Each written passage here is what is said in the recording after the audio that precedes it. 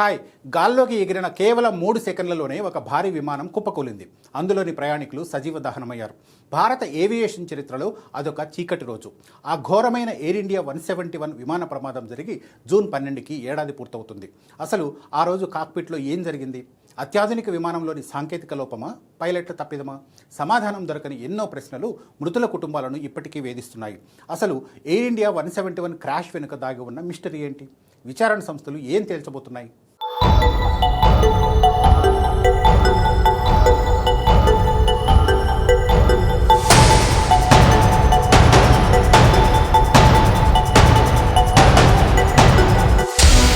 2025 June 12న Ahmedabad airport నుంచి London బయలుదేరిన air India 171 విమానం రన్వే పైనుంచి గాల్లోకి ఎగిరింది.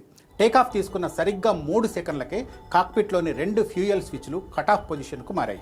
వెంటనే 2 ఇంజన్లకు ఇంధన సరఫరా నిలిచిపోవడంతో క్షణాల్లో బోయింగ్ 787 డ్రీమ్ లైనర్ విమానం సమీపంలోని మెడికల్ హాస్టల్ భవనంపై కుప్పకూలింది. ఈ ఘోర ప్రమాదంలో విమానంలో ఉన్న ప్రయాణికులు, సిబ్బందితో పాటు కింద ఉన్న హాస్టల్ విద్యార్థులు మొత్తం 260 మంది ప్రాణాలు కోల్పోయారు. విమానంలో అత్యవసర ద్వారం పక్కన 11A సీట్లో కూర్చున్న బ్రిటిష్ జాతీయుడు విశ్వాస్ కుమార్ రమేష్ అనే వ్యక్తి ఒక్కడే ప్రాణాలతో మిగిలాడు. క్రాష్ అయిన వెంటనే 1000 డిగ్రీల సెల్సియస్ ఉష్ణోగ్రతతో మంటలు చెలరేగడంతో మృతదేహాలు గుర్తుపట్టలేనంతగా కాలిపోయాయి. మృతులను గుర్తించడానికి DNA పరీక్షల కోసం వారాల సమయం పట్టింది. 1996 చర్కీ దాద్రి ఘటన తర్వాత భారత్లో జరిగిన అతిపెద్ద విమాన ప్రమాదం ఇదే.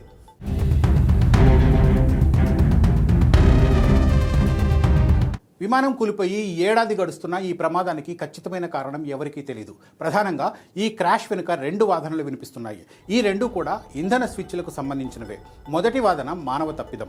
టేకాఫ్ సమయంలో పైలట్లు కావాలనే ఇంజన్ స్విచ్ కటాఫ్ చేశారా అన్న అనుమానాలున్నాయి. ఇక రెండో వాదన పూర్తిగా సాంకేతిక లోపం. అత్యాధునిక బ్యాకప్ సిస్టమ్స్ ఉన్న బోయింగ్ విమానంలో అకస్మాత్తుగా ఎలక్ట్రికల్, మెకానికల్ వైఫల్యం తలెత్తి ఇంజన్లకు ఇంధనం ఆగిపోయిందన్నది మరో కోణం. ఈ 2 థియరీల్లో ఏది అధికారికంగా నిర్ధారణ కాలేదు. ఈ ప్రమాదానికి కారణం పైలట్ల తప్పే అయితే విమానయాన రంగంలో అది పెను సంచలనం అవుతుంది. ఒకవేళ విమానానిదే లోపమని తేలితే తయారీ సంస్థ బోయింగ్కు $1 బిలియన్ నష్టంతో పాటు గ్లోబల్ ఏవియేషన్ ఇండస్ట్రీకి కోలుకోలేని దెబ్బ తగులుతుంది. అంతర్జాతీయ నిబంధనల ప్రకారం విమాన ప్రమాదం జరిగిన దేశమే విచారణకు నేతృత్వం వహిస్తుంది. భారతదేశ ఏవియేషన్ విచారణ సంస్థ AAIB ఈ ప్రమాదంపై దర్యాప్తు కొనసాగిస్తోంది. నిబంధనల ప్రకారం నెల రోజుల్లో ప్రాథమిక నివేదికను, ఏడాదిలోపు తుది నివేదికను సమర్పించాలి. తుది నివేదిక రాకపోతే కనీసం మధ్యంతర నివేదికను బయటపెట్టాలి. గత ఏడాది జూలైలో విడుదల చేసిన ప్రాథమిక నివేదిక కొన్ని సంచలన విషయాలను ప్రస్తావించింది. టేకాఫ్ అయిన ఒకే ఒక్క సెకండ్ గ్యాప్లో ఇంజన్ 1, ఇంజన్ 2 ఫ్యూయల్ స్విచ్లు రన్ నుంచి కటాఫ్ పొజిషన్కు మారినట్లు రిపోర్టు స్పష్టం చేసింది. స్విచ్ ఎందుకు కటాఫ్ చేశావని ఒక పైలట్ ప్రశ్నించగా తాను చేయలేదని మరో పైలట్ బదులిచ్చినట్లు కాక్పిట్ వాయిస్ రికార్డు ద్వారా తెలిసింది.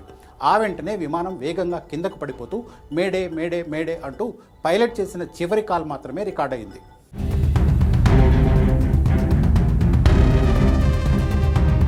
ప్రాథమిక నివేదిక వచ్చిన తర్వాత అనేక ఊహాగానాలు తెరపైకి వచ్చాయి. ఈ క్రాష్ వెనుక పైలట్ల తప్పిదం ఉందంటూ అమెరికా అధికారులు భావిస్తున్నట్లు గత ఏడాది కొన్ని వార్తా సంస్థలు కథనాలు రాశాయి. ఈ ప్రమాదం తర్వాత కొద్ది నెలలకే లండన్, బెంగళూరు రూట్లో వెళ్తున్న మరో ఎయిర్ ఇండియా బోయింగ్ 787 విమానంలో ఫ్యూయల్ స్విచ్ సమస్య తలెత్తింది.